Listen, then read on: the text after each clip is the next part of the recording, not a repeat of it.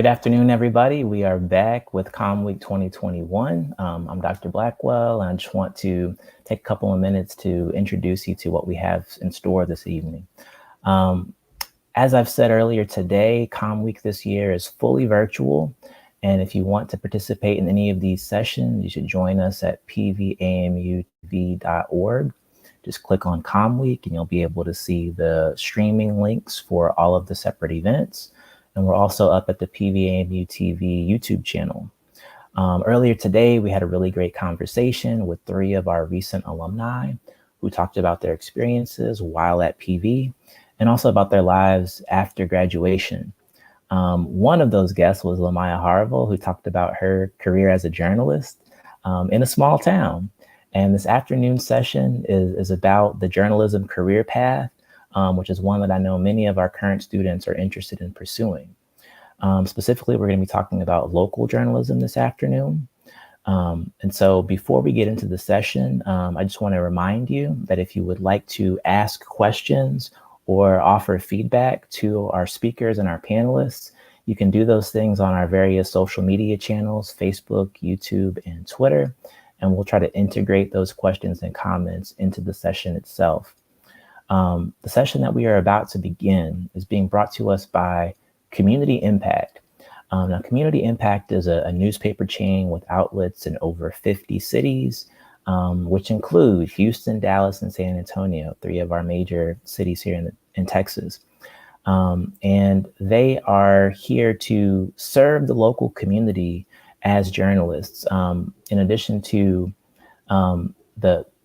the story of what it means to work as a journalist, you're also going to hear a little bit about some opportunities that may exist for you as a student to get internships and things like that as well. So at this time, I'm going to turn it over to Mr. John Cox, who is a recruiter for Community Impact, who's going to serve as our moderator this afternoon. Hi, Derek. Thank you so much. Very excited to be here. Welcome to everybody from PV and elsewhere. Yeah, like Derek said, we're a hyper-local newspaper organization here that's based in the Austin metro area, but we have 2 offices there in Houston covering a great deal of that metro area. The focus of our panel today is titled "The World Outside Your Door, Working as a Journalist in Local Communities." Many of you from Prairie View A&M that are enjoying Communications Week, I know that you'll be interested in the wonderful world of journalism and trying to find a career, hopefully in the Houston metro area or any of the other wonderful metro areas that we cover.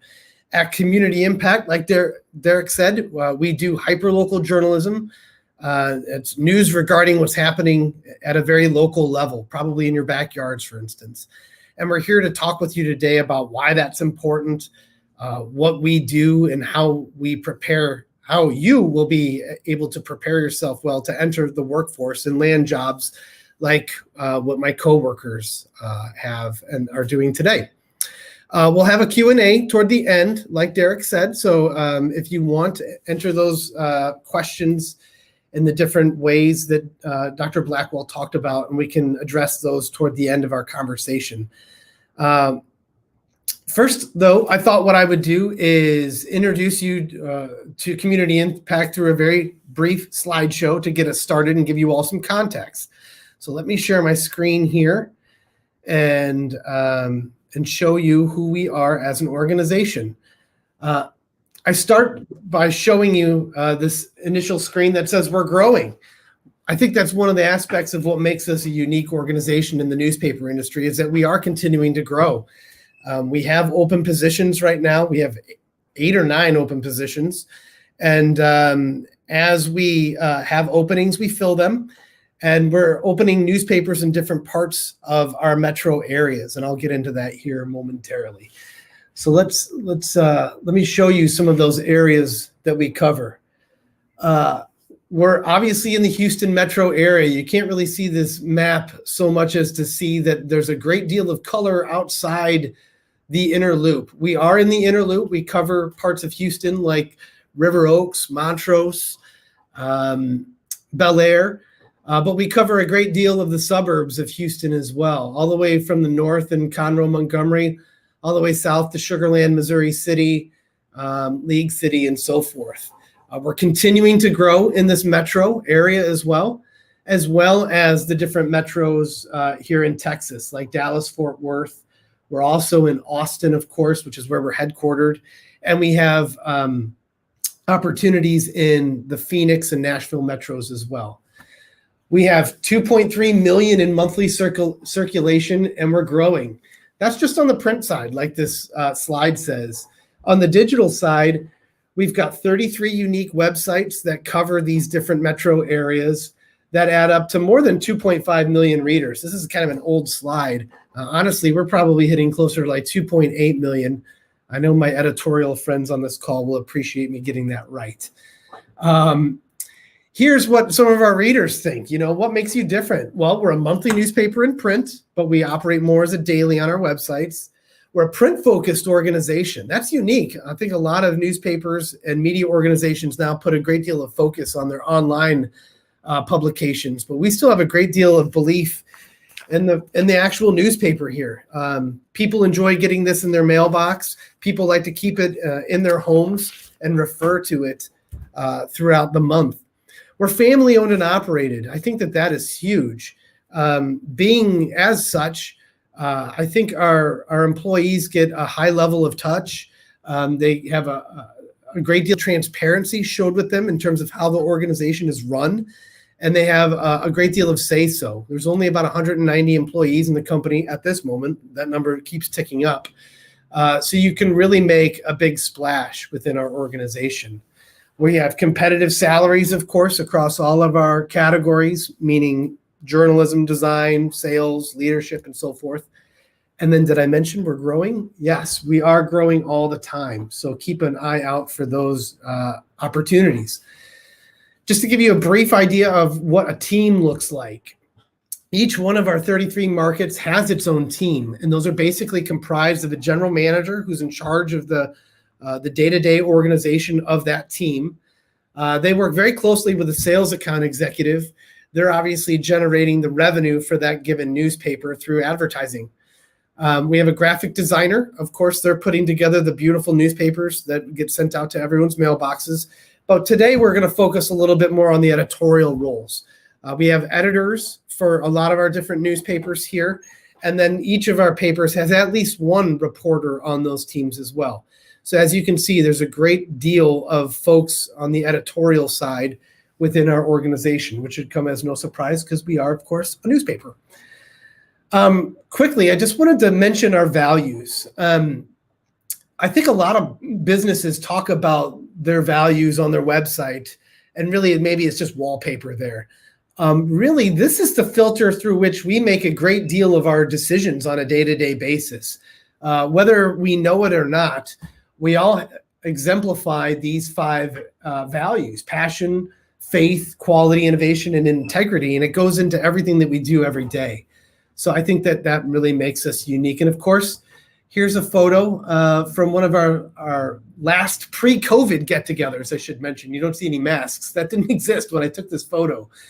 Such a great team, and we're looking to grow this out and make it larger, hopefully with some of the folks that are on this call today. And then, of course, here's my information. I would say if you're on your computer and you have the opportunity to screenshot anything, this is your opportunity. This is my information. I'd love to hear from you after this event. I can talk with you specifically on a one-on-one basis about what those opportunities look like. So please, the screen just got larger to be able to see that even better. Thank you. So there you have it. Let me get out of full screen here and stop sharing so we can make some introductions here. My panelists, all from the Houston Metro. They're coming to you live from Sugar Land, which is where our South Houston office is located. And we have 3 awesome individuals that I can introduce you to. You saw my introduction, so I won't go into that a great deal. Let me have my folks from Houston jump in because those are the people that you really want to hear from. Take it away. My name is Claire Shoup, and I'm a reporter here at Community Impact newspaper. I cover the Sugar Land and Missouri City communities, so 2 suburbs here in the south of Houston. And so I'll get in more about my job description later, but that's just a quick introduction. I'm Emma Whalen. I'm the Houston City Hall reporter, so I'm kind of shared among a couple of the City of Houston papers. And yeah, that's pretty much how my role works here. And hi, I'm Matt Doolin. I'm the one of the senior editors here, and I oversee the 2 Interloop Houston papers. And I've also worked for the paper that covers the Pearland area. I've been with CI for about 3 years. Excellent. Welcome, everyone from Houston. Good to see you guys. Why don't we start by talking about the different kinds of positions that we have here at Community Impact? I know I spoke briefly in the slideshow about our storefront model, but I'd like to hear from our panelists, what a week in the life of a reporter or an editor, what that looks like. It behooves me to mention, too, that we do have internships as well. Most of those for the summertime are already filled, but we do have one opening in the DFW metro area. We're hoping to open up some fall and spring internships here very soon as well. I don't know if they'll be open for 2021, but typically we do have those in the spring and the fall. But my Houston peoples, maybe y'all can talk to what a day in the life or a week in the life of being a reporter or an editor looks like, please.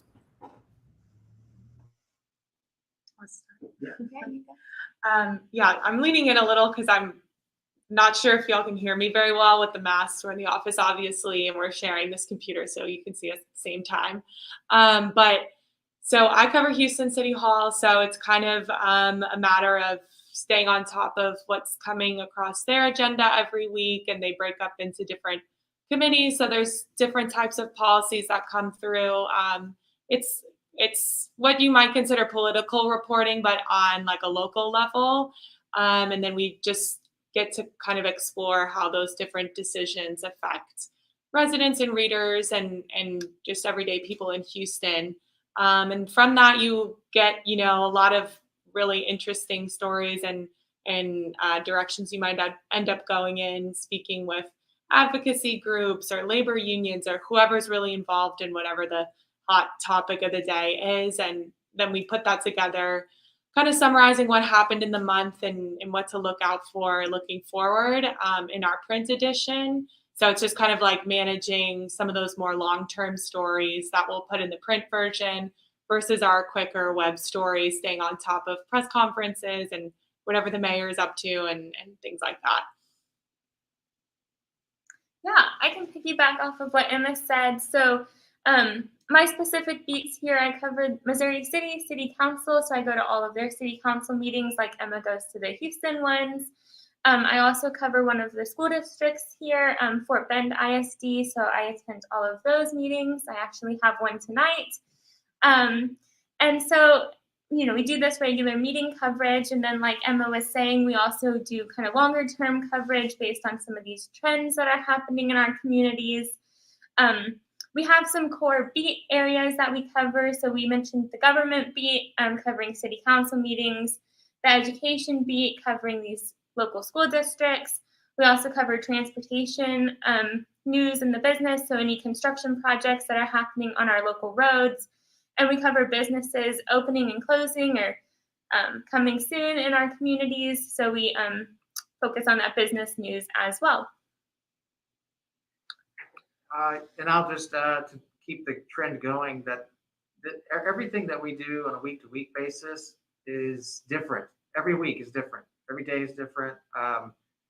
The routine, if there is one, is that we just have to stay on top of a lot of different irons in the fire, so to speak. It's almost like being in a kitchen. If you've ever worked in a kitchen, it's like, okay, this is going. We got to go over here and keep this going. All right, now this is ready. Let's get that story going. Let's get that going, because we're working on a daily system and a monthly system. So we're putting out stuff for the print product, but we're also constantly feeding that digital beast and keeping our readers engaged through our website, social media, and we have a daily newsletter that goes out every morning as well. So it might sound like a lot, and it is, but it keeps it really fun.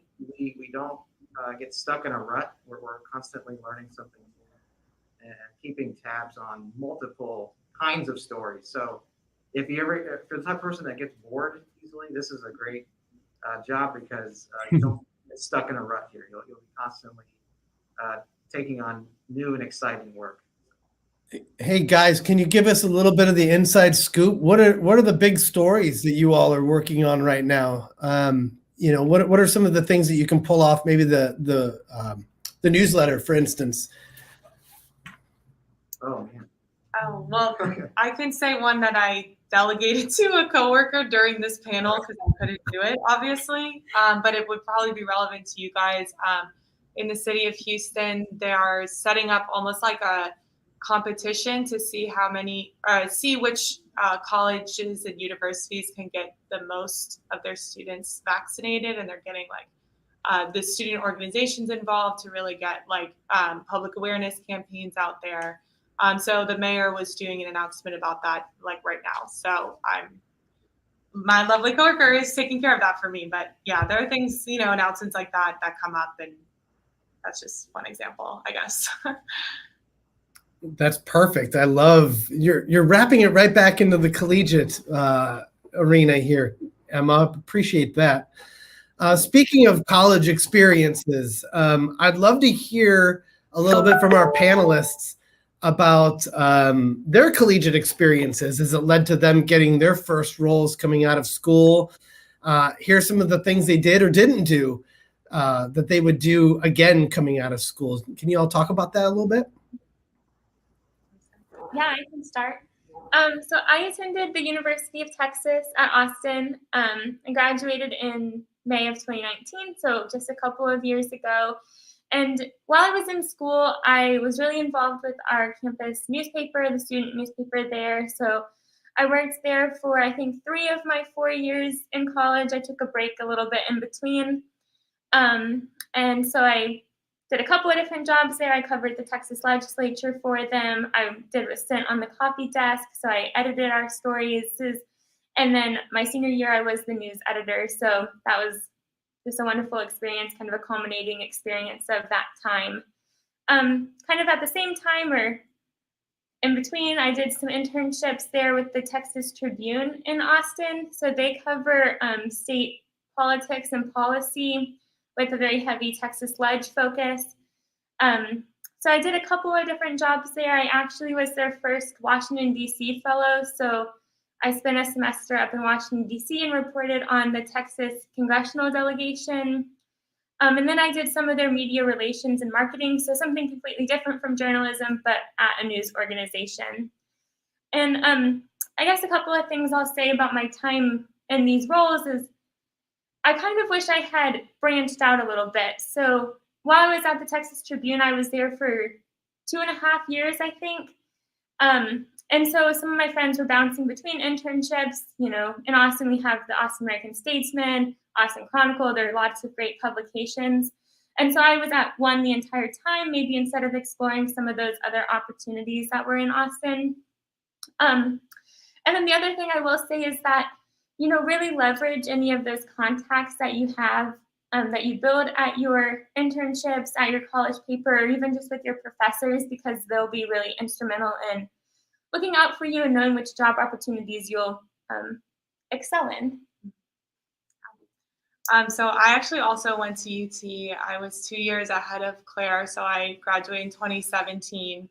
I would say, I guess my path was a little bit less traditional, news-based. I started out as an English major, and I was on the rowing team there, actually. That's why I went to UT. And so that was a big part of my life and took up a lot of my time. So I had to kind of find some opportunities that fit more with my schedule. And to be perfectly honest with you, I was pretty intimidated by the Daily Texan and getting into hard news in general. And I when I first started out in college, I didn't think that was something I was I don't even know, capable of doing. So I was doing a lot more like with the student magazine, which had a bit more of like a flexible schedule. I met some really great people there. And I ended up getting a couple internships like over the summers when I had some more time, I guess. So I did like some magazine internships, Austin Monthly, Austin Fit magazine, which obviously kind of combined like my interests at the time. But it wasn't until I got an internship my senior year with the radio station there, KUT, the NPR station, that kind of made me realize I wanted to get more into the hard news. And I had been switched into a journalism major by that time. And so I would say I just kind of,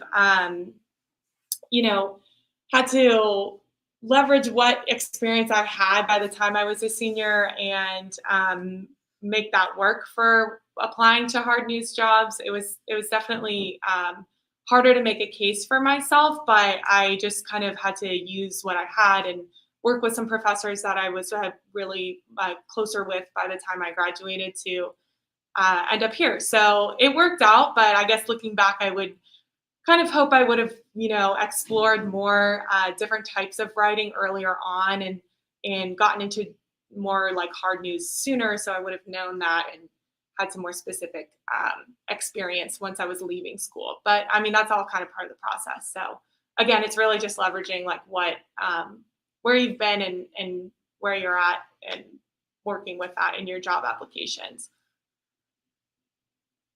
I would just say it's when I was in college, it was probably the worst time to be a journalism major. And the reason I say that is I graduated from the University of Houston in 2007, and there was a great recession after that, some of you may have heard about. And that was like the drop off of all the newspaper jobs started going away. And I thought, oh no, I'm not going to be able to do the thing that I really love the most. But here I am, a journalism survivor, and actually, I would say now is probably one of the best times ever to become a journalism major, or not even a major, but just to get into the field. And as my two colleagues are exemplary examples of, is that you can get in, you can get your start. The industry needs this new blood and new people who don't have all that baggage, that I had to get through. And can just focus on doing good work for their readers, and so that's one of the things that keeps me going. But I would say that the fundamentals of what they're talking about and what I did in college are exactly the same. And it's for journalism, you have to really have a hunger for it, and this is probably for any career. You do have to go after it. There aren't a whole lot of easy paths. You can get a degree in engineering. But you don't become an engineer because you have a degree. You have to, get a few things under your belt to get there. And so the college experience should not just be limited to your classroom experience. The biggest thing you can do while you're in college is take and say yes to as many things as you can. Not understanding you do have a life and you do have other things. I'm sure you have to work and take care of other things and take care of your health. But I will say that, and I'm sure you guys would agree, that when you're in college, you'll never go anywhere else again where there's just like opportunities everywhere, flyers offering you things, emails coming to you with opportunities, people asking you to apply to things. After you leave that environment, that kind of goes away, unless you have a really great, like alumni network or people that can actually look out for you in your career. So, take advantage of those things when they're available. The fact that you're here and paying attention to this panel, you're already ahead of the game in a lot of respects. Unless those opportunities come when I'm around, though, I'll invite you guys to different things to get involved outside of your jobs, like involved in panels like this. But you're right. You're totally right, Matt. I mean, that's the opportunity to really taste all the flavors of the rainbow right there in college. You'll never have that experience again. So yeah, embrace it. And to pony off a point that Emma made, she talked about her time at KUT. We've gone a great length to talk about collegiate newsroom experience already, and that is very important, and it's so applicable for obvious reasons to what we do. But we do take people from other walks of the communications realm. You know, people from radio and TV, we have a long history of having people join us with TV and radio backgrounds and having a great deal of success with us. So just because you're not involved in the student-run newspaper doesn't necessarily exclude you from applying for positions with community impact. So I'm glad that you mentioned that there, Emma. You know, I'd love for the panelists here again to talk a little bit more at length about some of those best decisions that you've made in a given moment, or without the benefit of a time machine, you know, what you would go back and do differently. We've already kind of touched on that a little bit, but if you have any like anecdotal stories that help to kind of make that point even more concrete, I think we'd love to hear from you on those. Well, I can tell you a couple of things. I used to work for the University of Houston and their Department of Student Media, and one of the things that always stood out to me when working with students is which of them had a goal and which of them didn't. And it didn't have to be a specific goal. I mean, there's a wide range, but like, for example, I had a student who she came to me and said, my goal is to work for the New York Times. She didn't know what she wanted to do for the New York Times, or, you know, was she going to write? Was she going to edit? Was she going to take photos? She just knew that was like the best in the land and she wanted the best. And so, you know, I worked with her for several years, worked on her writing.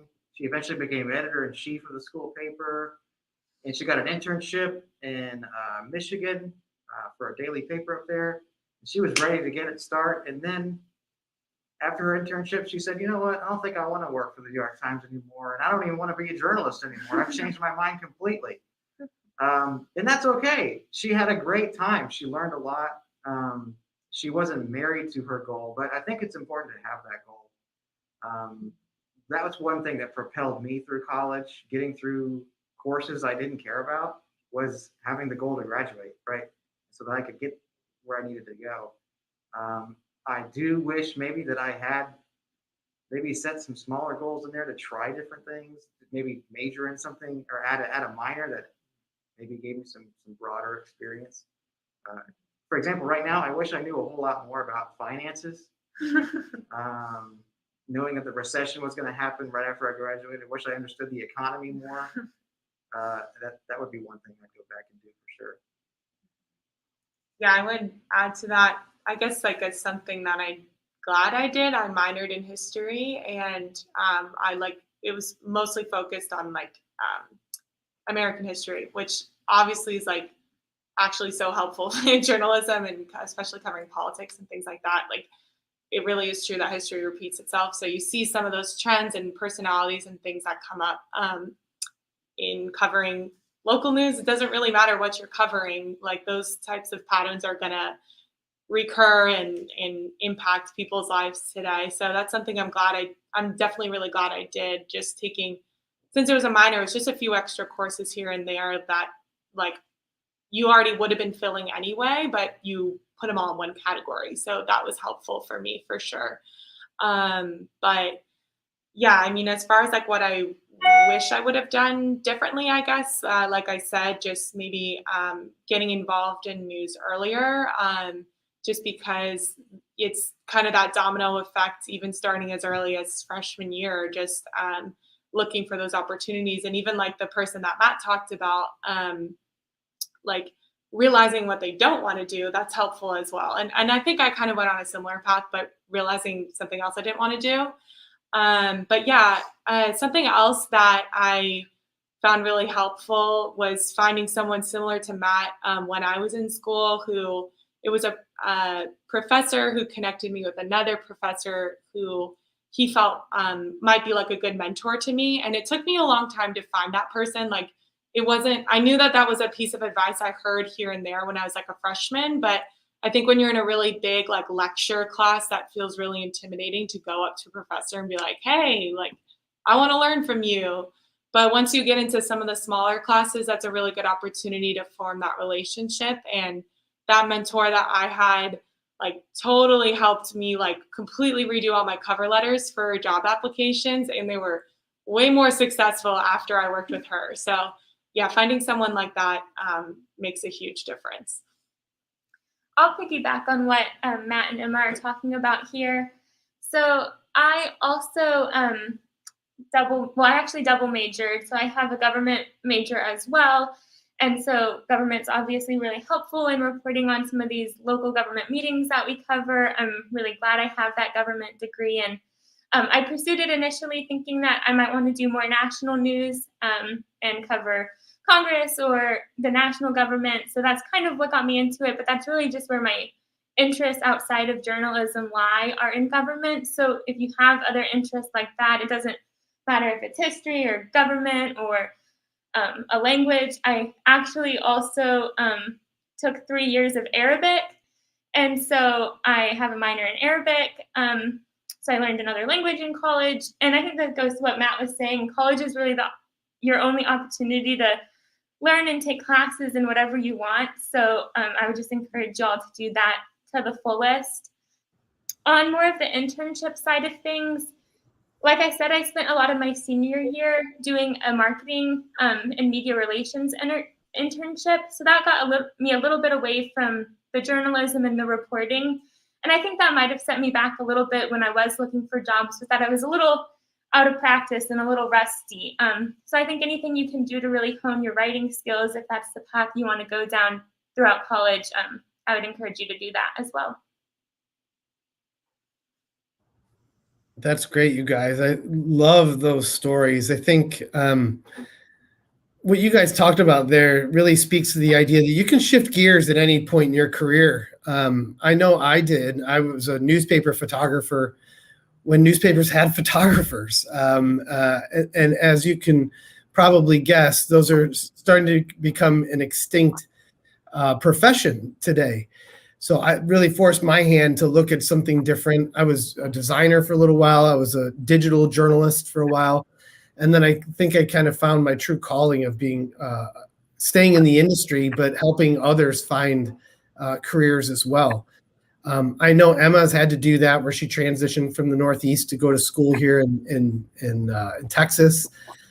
Matt has kind of gone back and forth from the educational aspect of journalism into the professional area of journalism, back and forth a couple of times. So it's never too late. And I say this because I'm sure there's seniors out there that are thinking, oh my goodness, I don't feel like I'm ready. You're always ready. And earlier today when we were meeting, Matt Doolin talked about some things that really resonated with me. It's really kind of believing and trusting in yourself, and knowing that that you can transition. Matt, can you talk to that again? I think that those were some really valuable tips that resonate with somebody who's late in their career and those who are just getting their career started. Yeah, I think probably what I said, I can't remember exactly, but I think the main takeaway is that you don't ever close the door on yourself. I think, you need to get used to people closing the door on you. I think that's just going to happen, especially as a journalist. People are going to say no all the time, but don't say no to yourself, and don't say no to opportunities that you see, because it's usually the difference between getting an internship and not getting one is simply applying. If you don't apply, you don't get it. And so I can't tell you how many times I've been in a position to hire someone or maybe give out a scholarship or recommend somebody for something, and I'd be like, wow, I wish I had, instead of 3 applications, I wish I had 10, so that I could pick even from even broader sample of people who could contribute or who could receive this honor. And it's almost always just about like, oh, I didn't think I would get it, so I didn't apply. Well, apply. You're not the one giving the award. Someone else is. They need to give you a fair shake, and so you need to give yourself that opportunity to be evaluated. And I think there's a lot of fear, I think, with starting on anything, I'm sure, but particularly with anything creative. I think as writers, as photographers, we're people who kind of put our souls into our work, and we hate to be judged for that, rightly or wrongly. And so, yeah, I think that's kind of where I was getting at, is submit yourself to be judged. It's going to be okay, and you're not going to get anywhere if you don't ever make that step, that brave step to apply and to put yourself out there.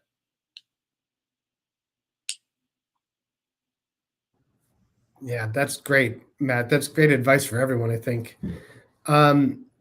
What can you all talk a little bit to the idea of the skill sets that you've managed to hone, either at the communications curriculum at your respective schools, or those that you've kind of honed through your roles, and maybe you can talk about how those have ultimately made you a marketable employee with community impact, but maybe in the general sense too. I think that I've said it before, where journalists, I think, are extremely just employable individuals, and that'll extend out to communications folks as well. Do y'all want to speak to that point too, if anything comes to mind on your end?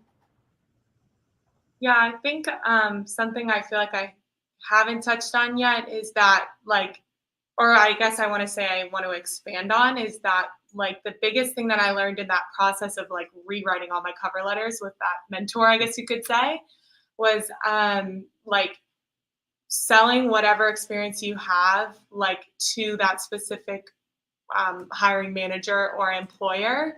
And I know, like, Claire and I have talked about, like, we had very specific experience, or we had this internship, or we did this or that, but I've seen a lot of different paths from the people that I like met in college as well. And like someone I just like came to mind is a girl I worked on the student magazine with.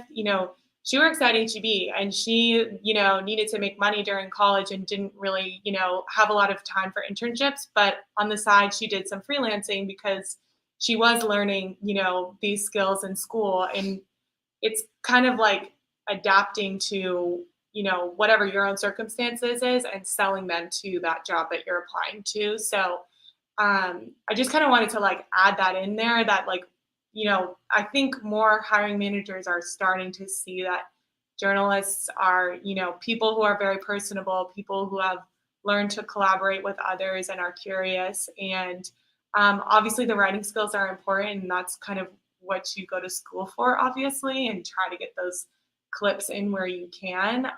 But yeah, I mean, like from my own experience being in sports, like I try to sell that as well, in terms of like learning about leadership, and, progressing into maybe an editor's role, or collaborating with people, interpersonal skills. So, those are just some things that I've like picked up along the way. It's really just like finding any possible way to sell yourself and make yourself unique. Like the right hiring manager will recognize that. So you just got to keep trying, because there's, only so many jobs and so many applications. So just see what you can get. Yeah, no, I think Emma's absolutely right in what she's saying there. I know that I kind of struggled to sell myself in the job application process. It was, I didn't want to come across the wrong way, or maybe I'm really not prepared for this was going through my mind. But you are, and you do just have to, write about whatever experiences you have in a way that showcases what you learned from them. And like Emma was saying, whether that's working a retail job or an internship that maybe doesn't quite fit with journalism, maybe it's in some other field. If you learned how to write well, how to communicate, how to work with others, that leadership experience that Emma was talking about, all of those skills are translatable and necessary to be a journalist. So don't sell yourself short on those outside events. I think that quality and personality, if it's all pure and authentic, that really goes a long way. And you guys could say that you weren't selling yourselves well enough. It got noticed by the recruiter. Let me just tell you that. All three of you, my goodness, all stars right there. And it jumped off the page when we reviewed y'all's resumes. I can say that. We have our first question from our viewers. They're asking the recommended tips and or resources for students looking to improve their writing. Any of y'all have any tips on that? Oh my gosh. I'll listen to your professors, number one. No, I'm just kidding. I'm just saying that because I teach. But, I think the best way to learn writing is, and you probably have heard this before. I'm not saying anything new here, but you need to read a lot and you need to kind of like study what you're reading to an extent. Like, oh, why do I like this writer, or why did I like this article? And kind of get behind the scenes of, okay, oh, I like the way they used this quote, or I like the way that they described this scene, or the way this made me feel. And it would be like learning, photography. You would look at photos that attract you and try to understand why that photo works. And maybe the next step is try to imitate it. So imitate the things you like by trying to write like them, or to try to get the same kinds of quotes they got and the same voices in their stories.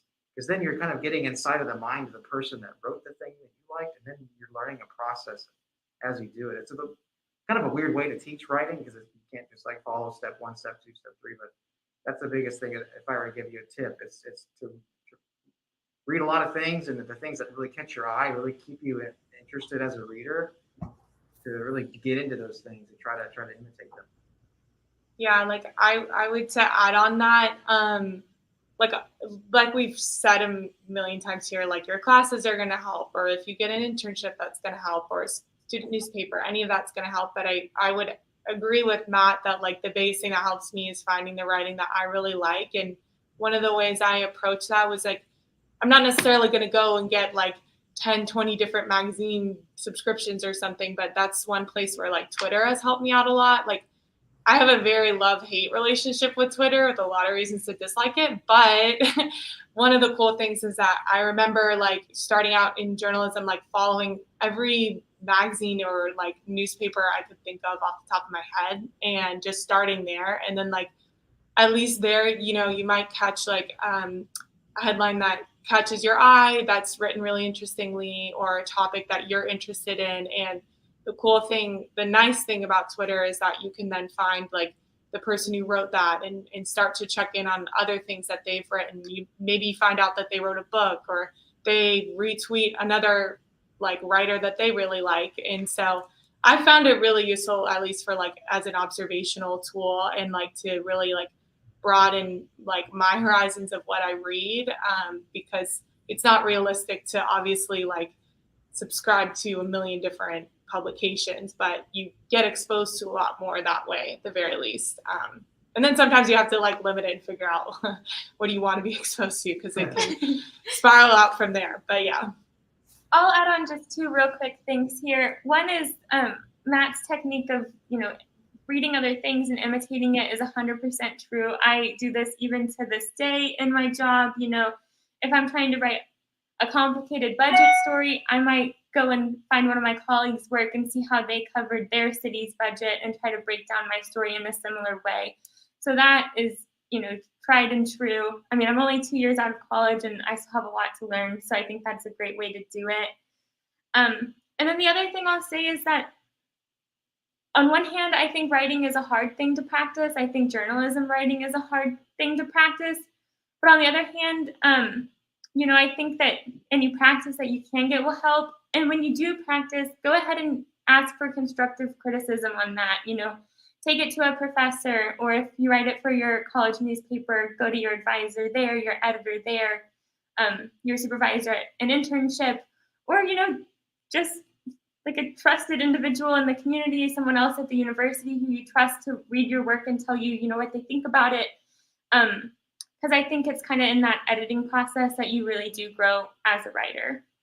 Yeah, and I would just like add to that too, like whenever I'm stuck on something and I feel like I'm not like, I have like writer's block or whatever, I try to just imagine I'm like telling it to a friend, because that's like the best thing about journalism, I think, is like it's taking something complicated and making it simple, or trying to make it as simple as possible. So like, if you can at least understand the concept to the best of your ability, then the writing part is like keeping it as simple as possible. So like, it's not about sounding fancy. It's about like getting the point across in an interesting way that makes people understand what's the most important part. So like, that's how I like it, because it's not so much about like, I don't know, trying to be like super, I don't know. Showy. Yeah, exactly. So. Yeah, it's all about accessibility, right? I mean, we want to make this accessible to as many people as possible, so they feel enlightened and they know more about where they live. And that actually kind of boils into the next question from our viewers here. They're asking that, in working for a newspaper, do you think it's still possible to attract younger readers? And if so, how? It sounds like a pitfall question here. I would love to take a shot at this, but I'll ask you, my panelists, what you think.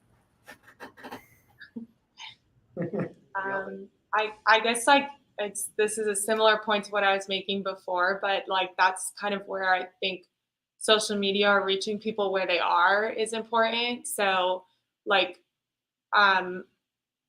think Matt is my editor, so we talk a lot about viewing our different groups of audiences that we have, and they're going to have different interests in different ways that they receive news. So maybe there's a certain group of people who turn to our newspaper every single month, and that's the only time that they interact with the news.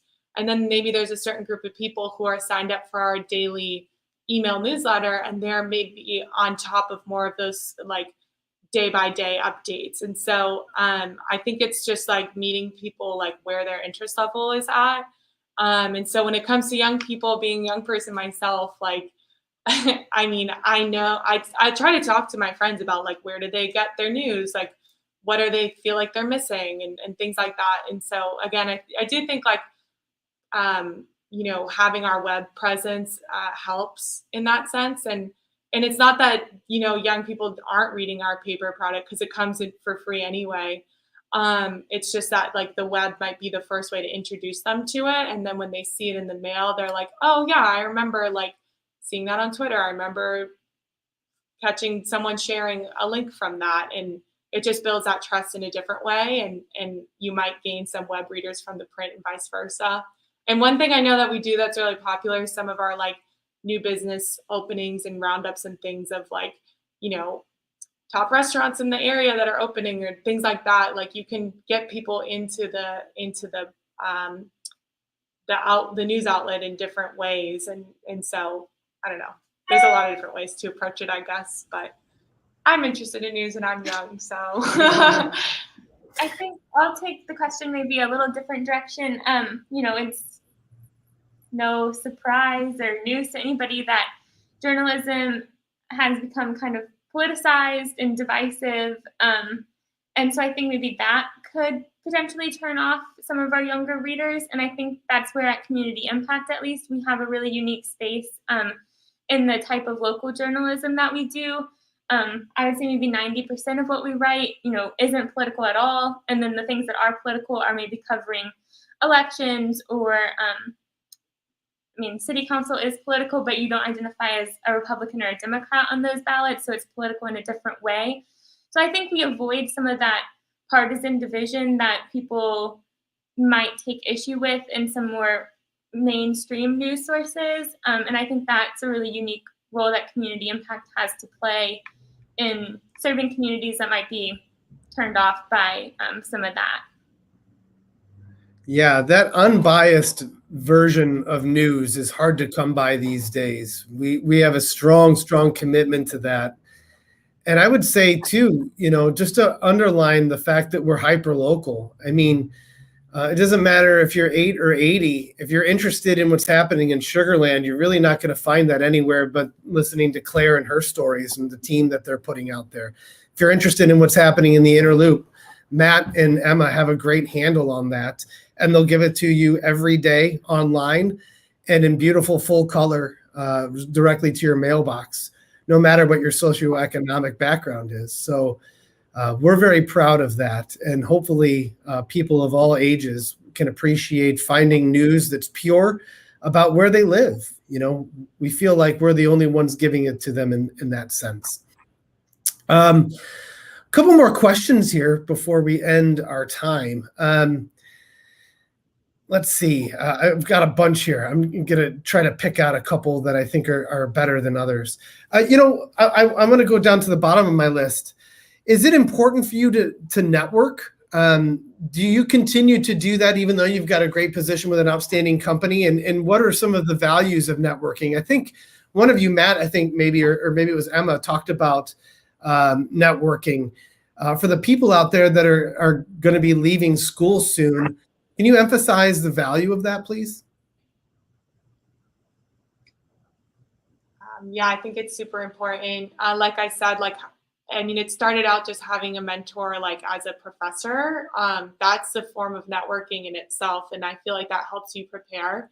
And it's a more personal way than like just going to a networking event and like walking into a big room of people and picking someone out at random to talk to. And it's not to say that those events aren't good and helpful too, but there are ways I think to do it more organically. Like I said, when you're in college, it might start out with a professor or someone at an internship or a job that you've developed some sort of like relationship with or interest in. And then after that, like absolutely, because it's not just about like eyeing another job, but like our jobs like require us to meet a lot of people, and that helps you do a better job in writing your stories and reporting and knowing who to talk to and when and who's going to answer your call really quickly. So, yeah, I mean, wherever you are out reporting, you're going to be meeting people who will be helpful to you, not just in a job search, but in the job that you're doing, like in your day to day. So, whether that's like you meeting some city council staffers or meeting other reporters while you're at City Hall, because some of them will be competitive and rude and other ones will be nice. So you never know until you find out. So yeah, I think like it's more of a mindset of, being open to leveraging those relationships that you find along the way. I know that you all have LinkedIn profiles because I'm connected with you all. Do you maintain those very often, or do you just kind of fire and forget? Either way, it's fine, because I think just having a presence there is important. But what are some of the other social media channels that you think are important to be involved with? Emma, you mentioned Twitter, more from like a content perspective in terms of what you consume. Talking specifically from like job seeker perspective, can you all talk about some of the different avenues that you all appreciate or would get involved with? Maybe it is LinkedIn, or maybe there are some other ways that you can network that you see value in from a job seeker's perspective. Yeah, I do have a LinkedIn, and I'll be the first to admit that I'm not very good at keeping it up. I definitely did when I was looking for a job, and then I would say since I've been employed, it's kind of fallen by the wayside in a way that I probably shouldn't let happen. But I think that is important when you're actively job hunting. I do also think that Twitter has a role to play on the professional, like job seeking side. And I think it's tricky. Emma talked about using Twitter maybe for content, and I think I would say I did the same when I was in Washington, D.C. I think in kind of the national news world, social media plays a really big role. And then on the local level, maybe a little lesser role, at least in kind of my experience here. But that being said, I actually was offered an internship over Twitter, which I thought was kind of weird, but I wouldn't be afraid to DM people or, tweet at them if you feel comfortable doing that. Professionally, people who you might want to be employed by, or could just offer you some professional advice on working in that space or at that publication. So, I do think Twitter is also great for that. Yeah, I would add to that. Like one of our coworkers here actually reached out to me on Twitter, and I was able to like have a phone call with her, and she ended up getting hired here. So like there are little opportunities like that here and there if you find like people in a field that or a publication that you're interested in.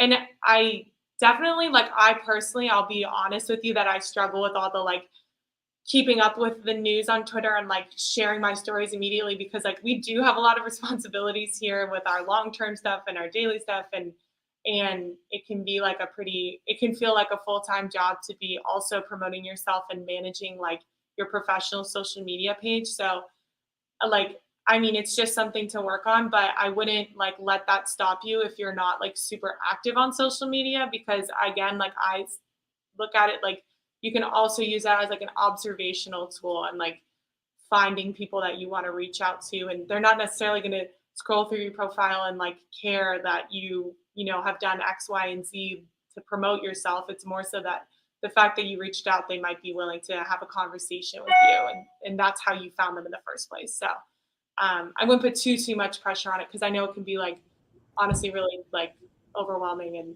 occasionally toxic. So just keep it in perspective is what I would say. That's really good advice right there.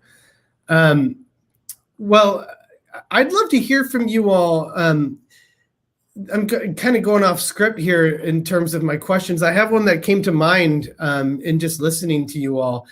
I think that local journalism is starting to have more of an appeal more recently, I would say in the last 4 or 5 years.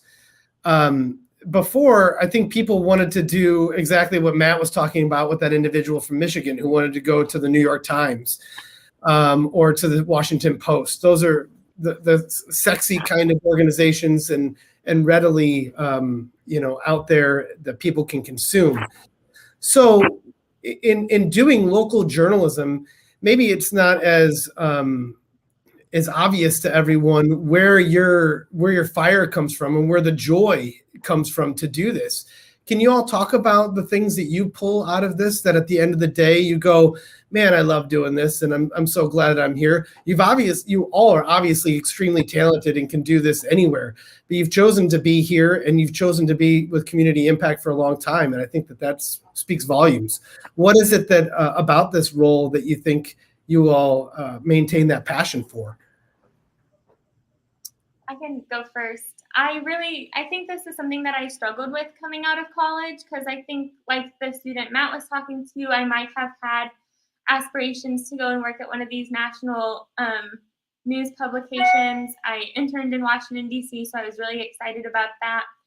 And the thing that I realized, both in Washington, D.C. and here, what excites me about this job and, where I get that desire to continue comes from really knowing what's happening. And, whether that's what's happening on the national level or what's happening here at the local level in our own communities, like that's what excites me, So it doesn't have to be like the blockbuster news of the day. It can just be, what city council talks about down the street, but that really excites me. That's what, keeps me going and piques my interest in this. And I will also say at the local level, I think the community interaction that you're able to have is, so important as well.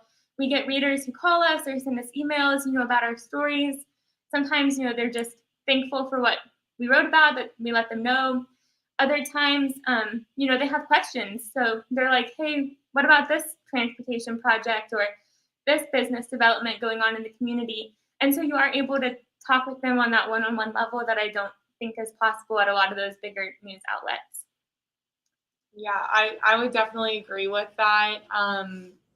Like what I love about it is that we live in most of us live where we're reporting. And so like a lot of these decisions that are being made genuinely do affect our lives. And I think that people like to think that local news is, I don't know, like a cat got stuck in the tree and the fire department saved it. But I think the biggest thing that probably was at the forefront of people's minds this year with COVID was that if you didn't know who your governor was and your mayor was, you definitely knew by the end of the year, because they were the ones who were making all these decisions about how to deal with COVID, and it was up to them. And all of a sudden it's man, I wish I voted in that election because my life is at stake now. You know what I mean? So I think it's really cool to see how those decisions genuinely do impact people's lives, whether it's yours or your friends or people who just live nearby.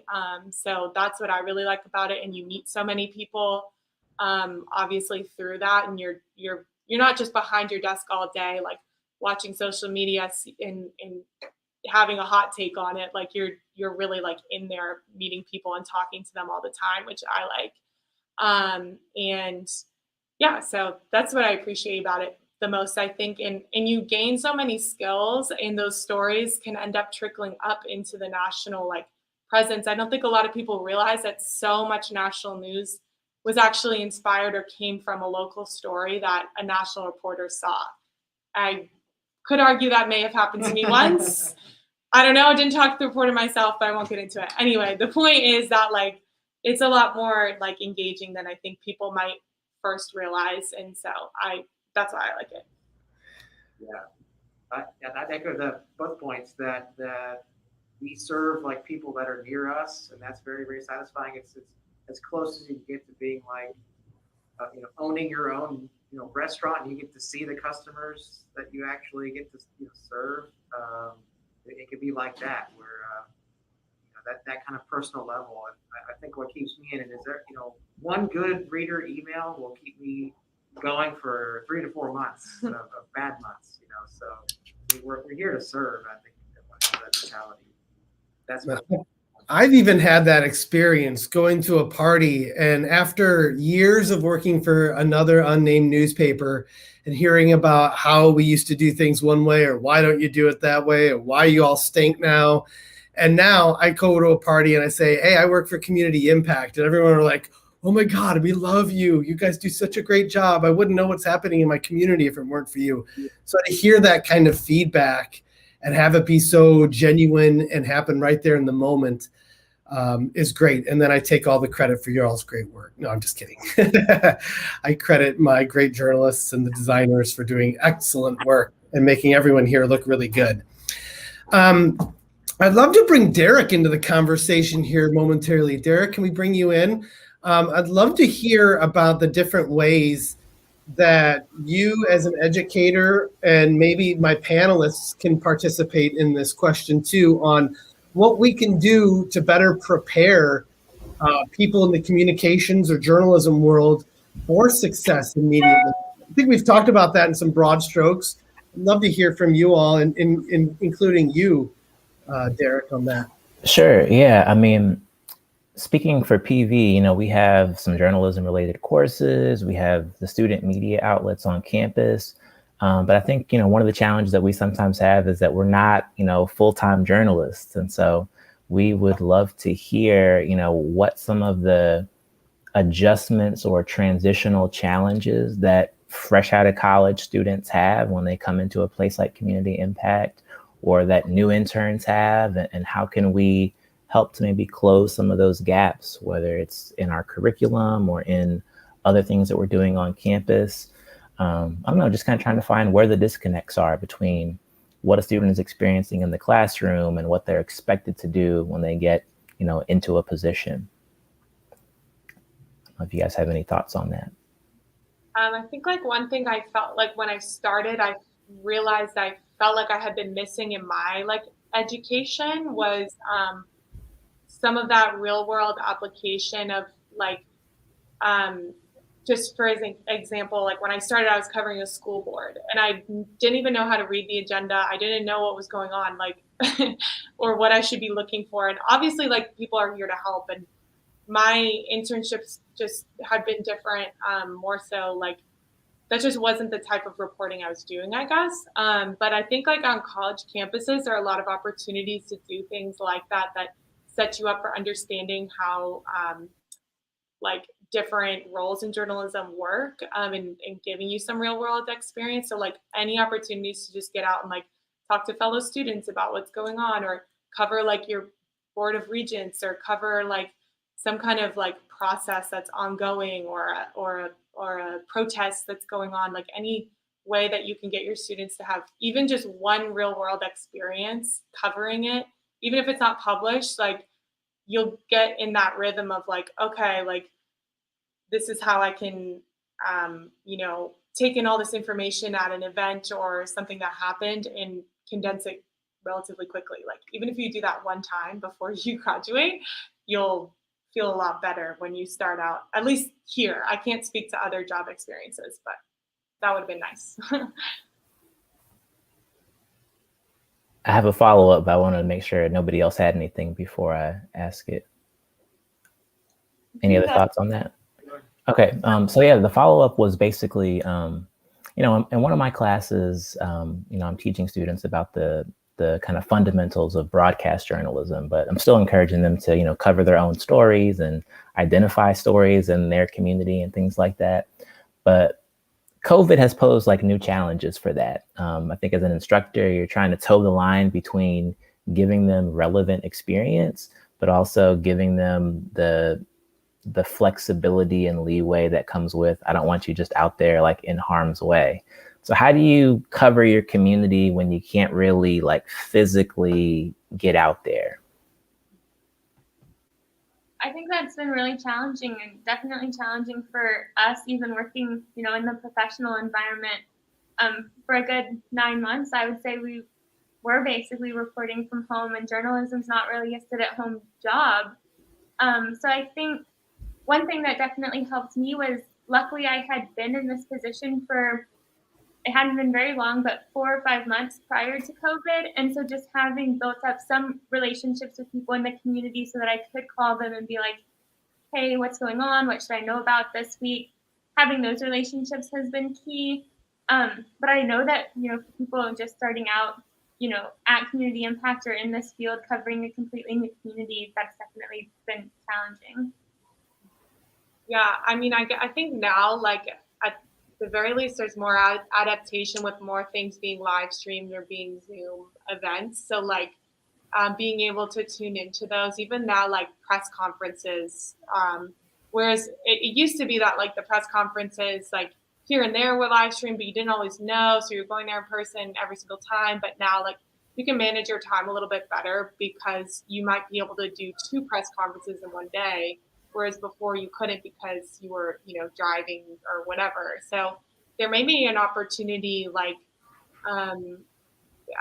from like an instructor's perspective, to find things to live stream and cover, because, like, I mean, reporters really do that. So in some sense, it does open you up to some new opportunities. But I do agree with Claire that, like, meeting people in person is still like the best, thing you can do in journalism. But right now, I just feel like we're having to make do. And like I said, find those newer opportunities with live streaming things maybe you wouldn't be able to attend in person. Thank you for that. And I could just talk a little bit about like the social element of being a journalist. I think that sometimes for my students, they're a little caught off guard by the extent to which they kind of have to interact with people in order to really do the work. I think in their mind, they think I can just like go online and find my information and write about it. And I try to break them out of that. But I'm wondering if you could talk a little bit about it from field experience as opposed to just me in the classroom. Yeah, I would have to do an exercise. This could be a classroom thing, but how would you find out something if you didn't have Google? You'd have to use the phone book, or you have to call someone who might know someone who knows something. And that's really one of the best ways to get out of that mindset of Googling what you need. Even though that's a fantastic way to find information, you need to be able to pick up the phone and call. Especially when you need time-sensitive information. Maybe the biggest thing is learn how to get on the phone, learn how to deal with people nicely on the phone and ask for things on the phone. And that's step one. But getting in front of people is step 2. Is, when you go to those meetings in person, when that's finally more comfortable doing that, is being able to develop a little bit of a rapport. Start with one person that maybe is assigned to deal with you as an information. There's a media relations point of contact you work with. Start with them. They're going to be a friendly face. That's their job is to deal with you. So start there and then start branching out. Start small. Yeah, like I would definitely add, like, I don't consider myself like a really extroverted person, and I don't think that that's necessarily a bad thing in reporting. Like, I used to think that reporters are people like ran around shouting questions in a big group and like I don't know. I thought it was like you had to be like really out there and whatever. But I've come to realize like my best journalism comes from like the sources that I've been like in touch with for a while. So like it's not that you have to have like 25 amazing sources that you know really well or whatever, or that like you're in a big group of reporters like shouting questions. It's like if you have 2 or 3 people who can connect you to another person that really know a lot about one subject, you're going to be in a way better position to report on it quickly and get something that maybe another reporter didn't get because they don't know that person. And so like obviously you want to always be meeting new people, but it's really like taking time to form those one-on-one relationships I find much more manageable, like in my mind, than like this idea of like having to be this like person who's always stopping a random guy on the street for an interview. Like that's intimidating for anyone. That accessibility too, I think the accessibility is so important. If they see you regularly at those meetings and things like that, they're going to be much more likely to approach you with something once they know that you're integrated into the community, that they've read your journalism and they know that you can be trusted at that point. So it's building that personal brand, I would imagine, has some value there too. Sorry, Claire, I think I may have interrupted you. I apologize. Oh no, you're 100% correct, John. Being out there, definitely builds that rapport with people that Matt was talking about. I just wanted to piggyback off of Emma. I would also consider myself to be fairly introverted, and also I'd be lying if I said I didn't still get intimidated sometimes when I have to pick up the phone to call somebody and maybe ask a tough question or talk about a subject that I don't know very much about. But practice. That helps. That every time I do it, I'm like, oh, that wasn't so bad, and then the next time, you can do it again. So, yeah, that's just what I wanted to say. Yeah, well, that's good. Thank you for that. So I know that we're getting close on our time, but I definitely wanted to leave some space at the end in case there were any other comments, suggestions, recommendations for students, just last minute thoughts that hadn't been covered yet before we begin to kind of wrap up our session. I do want to add here, Derek, before we get off of the call, that I'm looking forward to post-COVID times when we can actually be on campus. This is great.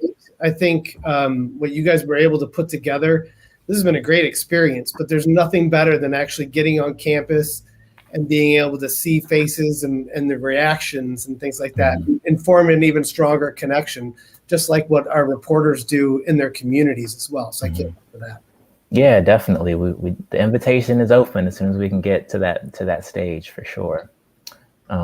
So yeah, I mean, I just want to say, thank you to Matt, Emma, to Claire, to John, for all that you've done to prepare for today, and for all the valuable advice and information that you provided. As I've said before, I know that many of our students have journalism on the short list of career paths that they're thinking about, and so I think this has been valuable insight straight from the industry. I just wanted to say a couple of quick things before we close. First of all, this is just day one of COMM Week, and we've got several more sessions to go.